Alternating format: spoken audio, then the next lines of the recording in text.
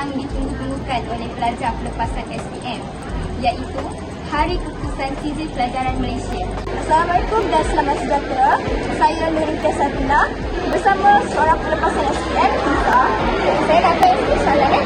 Apakah perasaan Lisa sebelum mendapat keputusan SPM tu? Perasaan saya confirmlah nervous kan. Macam satu hari sebelum tu memang tak lena tidur, masih terfikir pasal benda tu. Apakah perasaan selepas dapat keputusan SPM? Lepas dapat result tu rasa gembira lah sebab dapat apa yang saya nak kan. Jadi, satu mencapai target. Saya tu alhamdulillah dah mencapai target. Lepas SPM ni nak pergi mana? Kalau ada rezeki saya nak sambung belajar Nak ambil bidang apa tadi? dan interior design. Baiklah, terima kasih Lisa.